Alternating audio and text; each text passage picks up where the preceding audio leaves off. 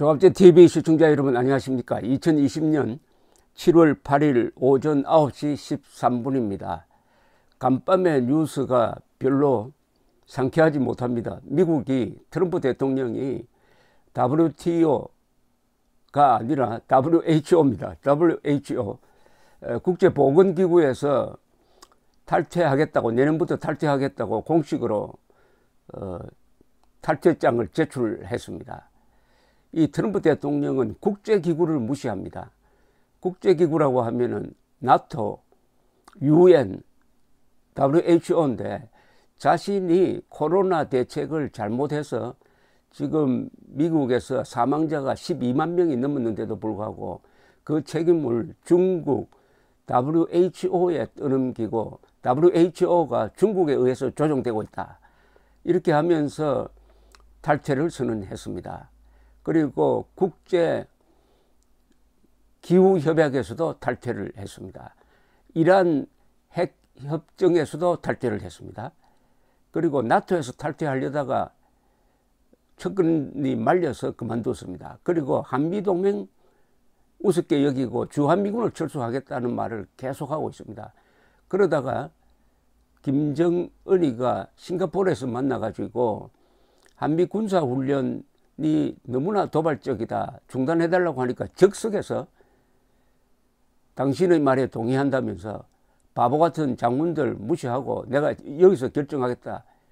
그래서 한미 군사훈련을 중단시키는 우리 한미 동맹에 치명적 위해를 가하는 그런 적극적 결정을 한 사람이 트럼프 대통령입니다. 그러니까 이 트럼프가 재선이 되면은 한미 동맹이 날아갈 가능성이 매우 높다는 게 전문가들 사이에서 나오는 이야기입니다. 이런 가운데 또 트럼프와 비슷한 사람이 한 사람이 있어요. 그게 브라질 대통령인데, 브라질 대통령은 지금 브라질의 사망자가 6만 5천 명을 넘었습니다. 코로나 사태 사망자가. 미국 다음입니다.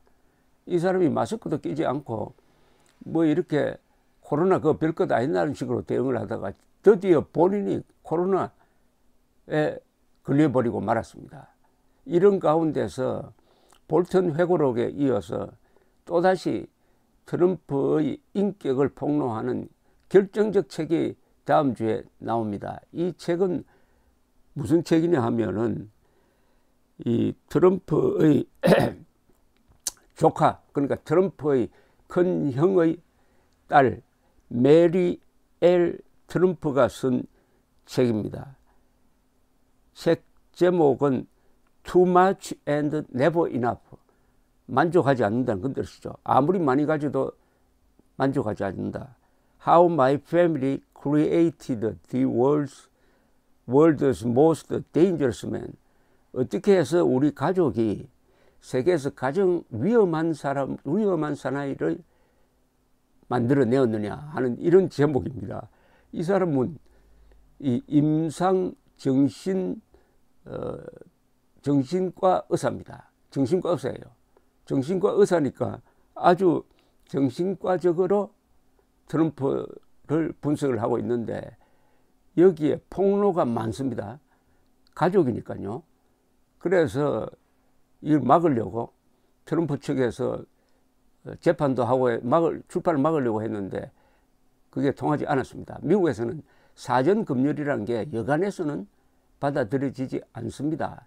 그런데 이 폭로, 이 조카의 폭로 중에서 가장 치명적인 게 몇 가지가 있는데 이 트럼프 대통령이 펜실베니아 대학의 경영대학 월턴 스쿨이라고 그러죠. 여기 출신입니다. 그런데 그동안에 자랑을 했습니다. 자기가 최고의 천재였다. 슈퍼 지니어스다. very stable genius다. 이런 식으로 자랑을 했는데 이 조카의 주장에 의하면, 주장에 의하면은 이 고등학교를 졸업하고 대학을 들어갈 때 미국에서는 수능 시험을 칩니다. 수능 시험이 SAT라고 그러죠. Scholastic Assessment Test. 원래는 이 이름이 Scholastic aptitude 테스트인데 어세스먼트 테스트로 바뀌었습니다. 영어 읽기, 쓰기, 수학 그리고 에세이 요 세 과목에서 몇 점을 받느냐? 1600점이 만점일 겁니다. 그런데 놀랍게도 다른 친구에게 돈을 주고 대리시험을 쳤답니다. 대리시험을 쳐가지고 포담 대학이라는 데 들어갔다가 나중에 펜실베니아 대학으로, 경영대학으로 편입을 했습니다. 그러니까 2학년을 다니고 그 학부 과정을 다니고 대학원 과정은 펜실베니아 대학에 경영대학원에 들어가서 아주 그 명문이죠. 랭킹으로 하버드 비즈니스 스쿨과 랭킹 1, 2위를 다투는 이 대학에서 졸업을 했기 때문에 최고의 천재다라고 했는데 돈을 주고 친구에게 돈을 주고 매수를 해가지고 대리시험을 쳤다는 겁니다. 미국에도 이게 대리시험이 가능한지 모르겠습니다만 대리시험을 쳤다. 이런 폭로를 했습니다. 이런 폭로와 이어져서 이 책에 있는 건 아닌데 워싱턴 포스트가 지금까지 추적한 걸 또다시 상기를 시켰는데 당시 트럼프는 대학교 재학 중에 병리역 기피를 위해서 징집 연장 신청을 했는데 그게 받아들여졌는데 왜냐하면은 발바닥에 무슨 혹이 생겼다 해가지고 결국은 징집을 미루다가 해가지고 월남전에 가지 않게 되었습니다. 동료들은 다 월남전 참전을 해야 될 나이였습니다. 이것도 진단서를 끌어준 의사가 이 트럼프의 아버지는 부동산 부자죠. 신세를 져가지고 가짜 병역 기피로 쓰일 수 있는 진단서를 끌어주었다는 게 워싱턴 포스트의 그동안의 취재였습니다. 이 조카는 이 가족 입장에서 폭로를 하고 볼턴은 바로 대학관에서 본 트럼프를 폭로했는데 공통점이 있어요. 공통점이 뭐냐? 트럼프는 거짓말을 밥 먹듯이 하는 사람이다. 우리말로 하면 밥 먹듯이 하는 사람이다 라는 건데 이 메리 엘 트럼프는 cheating is a way of life라고 그랬습니다. 그러니까 남을 속이는 것이 트럼프의 삶의 방식이었다. 왜 그렇게 됐느냐? 그건 아버지에게 이 의사니까 이 사람한테는 할아버지고 트럼프에게는 아버지가 부동산으로 돈 많이 버는 사람입니다. 트럼프의 아버지가 원래 그런 사람이었다는 겁니다. 아버지를 따라가다가 트럼프가 이런 인간이 되었다. 그러면서 이렇게 평합니다. 아주 아픈 표현인데 이것은 볼턴이 봤던 것하고 똑같습니다. 트럼프는 모든 사물을 무슨 기준으로 보느냐? 돈으로 본답니다. 돈으로 본다는 거예요. 돈 문제로 본다는 겁니다. 인간이나 세상 사물을 돈을 중심으로 본다. 그걸 우리 흔히 정상배라고 합니다. 돈 중심으로 본다. 이게 딱 들어맞는 게 트럼프가 주한미군을 빼고 싶어하고 한미군사훈련을 중단시킨 가장 중요한 논리가 뭐냐면은 돈이 든다는 것이었습니다. 안보에는 돈이 들어야 될 것 아닙니까? 그리고 그 훈련은 미군을 위해서도 좋은 훈련인데 돈이 든다. 그리고 분담금 10억 달러 너무 적다. 50억 달러로 높여라. 안 그러면은 탈퇴하겠다고, 철수하겠다고, 한국에서 철수하겠다고 압박을 하라고 볼턴에게 지시를 줄 정도로 모든 것을 돈으로 보고 그 다음에 하는 방식은 속이는 것이다. 속이는 것이 이 사람의 방법인데 속임에 대해서 전혀 양심의 가책이 없다. 그래서 세계에서 가장 위험한 인물을 우리가 만들어내었고 그것은 돈밖에 모르는 트럼프의 아버지 영향이다. 그런데 이 글을 쓴 이 조카의 아버지가 트럼프 대통령의 형이었습니다. 이 사람은 그 아버지의 그런 인생관에 동의하지 않아 가지고 말하자면 아버지 눈밖에 났대요. 그러다가 알코올 중독으로 일찍 죽었다는 게 이 집안의 이야기입니다. 속임수가 삶의 방식이다. 참 어떻습니까? 그러니까 어떤 이 자본주의가 만들어낸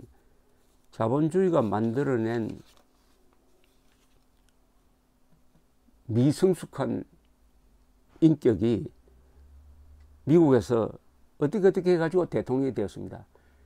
이런 사람이 대통령이 되도록 한 게 백인들의 어떤 감정입니다. 미국의 백인들은 지금 불만이 많아요. 왜 불만이 많으냐?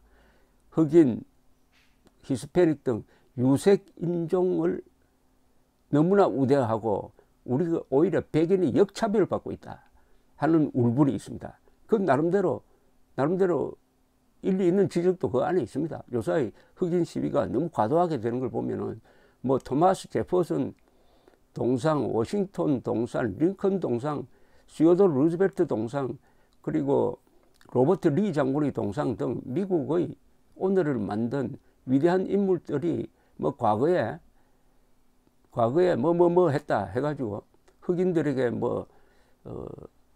좀 불리한 이야기를 했다든지, 토마스 제퍼슨은 과거에 독립선언서를 기초한 위대한 사상가지만은 노예들을 데리고 농장을 경영했다든지 이런 것까지 다 뒤집어가지고 지금 역사에서 지우려고 하기도 하고 동상을 없애려고 하니까 백인들이 부글부글 하지 않겠습니까? 그걸 자극한 트럼프에게 몰표를 줘가지고 2016년에 당선되었습니다. 그러니까 백인들이 가지고 있는 증오심이죠. 인간이 증오심을 갖게 되면 분별력이 망가져 버립니다. 선악 분별력뿐만 아니라 진위 분별력도 안 되고, 그렇게 해서 트럼프라는 괴물을 지금 대통령을 뽑았더니 지난 4년 동안 한 일이 세계를 흔들고 세계를 불안하게 만들고 김정은에게 이용되고 푸틴에게 이용되고 독재자들에게는 약하고 자유진영 지도자에게는 가혹한, 그러면서 미국 퍼스트 하다가 결국 미국이 지금 국제 위상이 떨어지는 이런 나라를 만들었다 하는 게 이 조카의 폭로와 일맥상통한데, 이런 에피소드를 제가 알고 있습니다. 2018년 6월 12일 싱가포르에서 트럼프가 김정은과 싱가포르에서 회담을 가지고 완전히 트럼프가 김정은에게 완전히 당한 직후입니다. 그러니까 7월 14일 트럼프는 그 직전에 있었던 나토 회의를 마치고 영국의 스코틀랜드에 있는 자신의 골프장 리조트입니다. 리조트에 가서 휴식을 했는데, 마침 이 골프장에, 이 유명한 골프장 호텔에 한국 사람 몇 명이 이 골프를 치고 식당에서 식사를 하고 있었답니다. 그런데 트럼프 대통령이 들어왔대요. 좌중을 쭉 둘러보고 한국 사람들이 있으니까 와서 어디서 왔느냐고 해서 한국에서 왔다 하니까 딱 이 사람이 뭐라고 했느냐. 트럼프가 이렇게 이야기를 했답니다. I saved your lives. 내가 당신들을 구했습니다. 당신들의 생명을 구했습니다. 말하고 나가더랍니다. 그 앉아있던 사람들이 상당히 보수적인 성향인데 싱가포르 회담에서 속은 걸 잘 알기 때문에 트럼프가 나가자마자 트럼프 욕을 한바탕 했다는 이야기를 들었습니다. 푸틴에게 당한 이야기는 뭐 여러 에피소드가 많은데 왜 푸틴에게 저렇게 약하냐. 푸틴이 정보기관을 통해서 트럼프의 약점을 잡았다는 겁니다. 즉 트럼프가 사업차 모스크바에 갔을 때 호텔에서 여자와 놀아난 사진을 찍어가지고 그 사진을 가지고 트럼프가 선거운동을 할 때 선거운동 캠프에 접근해가지고 우리가 이런 자료를 가지고 있다 라고 한편 공간을 놓고, 또 한편으로는 여러 가지 공작을 해가지고 트럼프를 당선시키는 일종의 사이버 공작도 하고 해서 한편으로는 트럼프를 협박하고 한편으로는 트럼프를 지원해가지고 대통령에 당선되는데 도움을 줬다. 이러니까 그 뒤부터 푸틴을 만나면 트럼프는 할 말을 못해요. 결정적으로는 헬싱키 회담에서 트럼프하고 만나고 나와서 기자회견하면서 나는 러시아 스캔들 믿지 않는다. 나는 푸틴을 믿는다. 우리 정보기관 믿지 않는다. 이런 말을 했다가 그 직후에 미국 CIA 부장을 지낸 사람이 브레인이라는 사람인데 뭐라고 했느냐. 반역에 못지않는 중범죄 행위를 했다. 트럼프를 이렇게 욕을 했습니다. 그때 트럼프를 비판하는 말들이 이런 게 있었습니다. 영국 데일리 메일이라는 신문은 트럼프를 푸틴스 푸들이다. 푸틴의 애완견이다. 프랑스의 르몽드지는 도널드 트럼프는 푸틴의 가장 좋은 동맹자다. 이탈리아 라 레푸블리카는 트럼프 푸틴 합의 미국 정보기관의 반란. 뉴욕타임스는 트럼프는 푸틴과 손잡고 2016년의 정보기관을 공격하다. 월스트리트 저널은 개인적이고 국가적 수치다. 뉴욕타임스 토마스 프리드먼은 부끄러움이 없는 대통령과 용기 없는 당. 프리드먼은 또 이런 이야기를 했습니다. 개도 부끄러움을 알지만 트럼프는 아니다. 이런 사람에 대한 또 다른 폭로가 나왔는데 이 정신분석학적으로 쭉 써가지고 결론을 뭐라고 맺었느냐 하면은 이 사람이 선거에 나올 때 가족들은 당선된다고는 꿈에도 생각하지 않았답니다. 꿈에도 생각하지 않았는데 결국 광대였다고 썼어요. 광대였다고. 이 조카가 트럼프를 평하면서 광대라고 썼습니다. 광대. 광대라는 말은 여러 가지 의미가 있습니다. 광대는 자아가 없죠. 남이 부추기는 대로 하는 거죠. 트럼프는 극도의 이기주의자입니다. 또 거짓말에 대해서 전혀 양심의 가책이 없고 가장 영어에 있는 가장 야비한 말을 가장 많이 쓴 사람입니다. 트위터를 통해서 하루에 11번씩 트위터를 날리는데 거짓말 지금 축적이 아마 2만 건에 육박했을 겁니다. 그리고 속이는 것이 삶의 방식이다. 속이는 것이 삶의 방식이다. 모든 것을 돈으로 본다. 돈으로 본다. 이런 사람이 결국은 이번 재선에서 떨어져야 되는데 지금 떨어지는 코스로 가고 있습니다. 문제는 11월 전에 또는 내년 초에 임기가 바뀌기 전에 임기가 끝나고 다른 대통령이 나오기 전에 사고를 칠까 봐 걱정입니다. 이런 사람은 자포자기하면은 뭘 할지도 모르죠. 지금 트럼프는 연설하러 돌아다닐 때 마스크를 전혀 쓰지 않습니다. 이거 지금도 이런 이야기를 합니다. 미국이 코로나 극복을 제일 잘하고 있다고 자랑하고 돌아다닙니다. 12만 명이 죽고 몇백만 명이 지금 확진자인데도 이런 대통령을 만들어낸 것이 백인의 증오심이었다. 그러면 문재인 대통령을 만들어낸 것은 대통령으로 뽑은 것은 한국인의 어떤 감정이었을까 하는 생각을 하게 됩니다. 감사합니다.